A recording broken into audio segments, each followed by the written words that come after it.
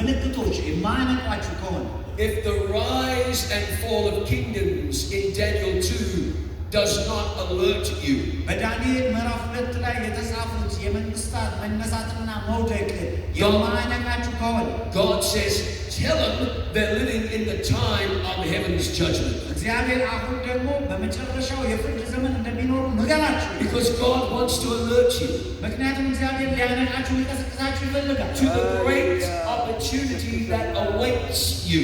የጠበቃችሁ ያለውን ትልቅ ዕድል እንድትጠቀሙበት God wants to alert you እግዚአብሔር ሊቀሰቅሳችሁ ይፈልጋል and speak to you of the salvation that He offers you. የሚያዘጋጀላችሁ መዳን እንድትቀበሉ What do we do knowing that God may judge us?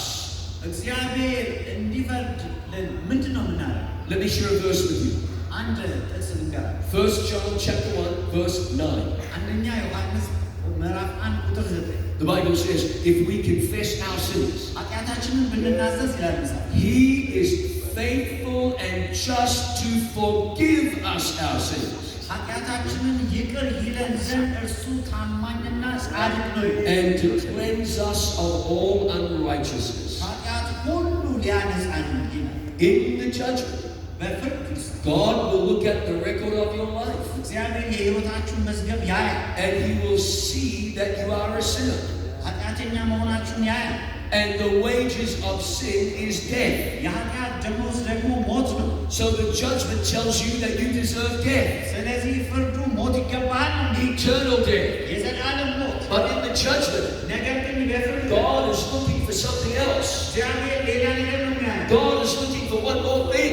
ሌላ አንድ ነገር ነው የሚያየው። God is looking to see if you have accepted Jesus as your Savior. ኢየሱስ ክርስቶስን እንደ አዳኝህ መቀበልን ያያል። Because there is no condemnation to them who are in Christ Jesus. ምክንያቱም በክርስቶስ ኢየሱስ ያሉት ኩነኔ የለባቸው። You don't need to fear the judgment የፍርድን ቀን ልትፈሩ አይገባም unless you haven't received Jesus as your Savior. እንደ አዳኛችሁ ኢየሱስ ክርስቶስን ካልተቀበላችሁ በስተቀር። In which case, I would encourage you not to get too comfortable. እንደዛ ከሆናችሁ እንዲሁ ተመቻችታችሁ እንዳትቀመጡ አደፋፍራችሁ። The Bible says there is no condemnation for you.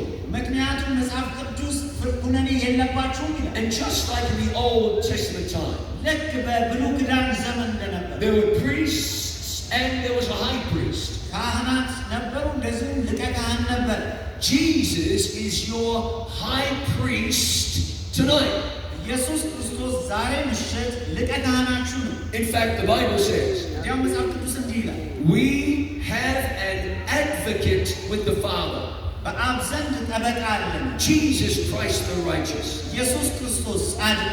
That's like saying we have a lawyer, ለዚህ ነው ጠበቃ አለን የሚለው። we have a representative, የሚወክልን አለን፣ we have somebody who stands beside us, በጎናችን የሚቆምልን አለ፣ we have somebody who stands for us. ለእኛ የሚቆም አለን። I do want you to know tonight ይህን ነገር እንድትረዱ እፈልጋለሁ ዛሬ that the wages of sin is death, የኃጢአት ዋጋው ሞት ነው። and that your sin ኃጢአታችሁ will bring eternal death. የዘላለም ሞት ነው የሚያመጣው። But I want you to know tonight ነገር ግን ዛሬ ምሽት እንድታውቁ that the grace of God will bring you የእግዚአብሔር ጸጋ eternal life. የዘላለም ሕይወት ይሰጣችኋል። The wages of sin is death, አዎ የኃጢአት ዋጋ ሞት ነው። but the gift of God የእግዚአብሔር is ስጦታ eternal life የዘላለም ሕይወት ነው through Jesus Christ our Lord. በጌታችን በኢየሱስ ክርስቶስ በኩል። Now we're going to look at a whole chapter of the Bible almost. የመጽሐፍ ቅዱስን ታሪክ የመጽሐፍ ቅዱስን ምዕራፎች በሙሉ እያየን ያለ Listen, I'm not here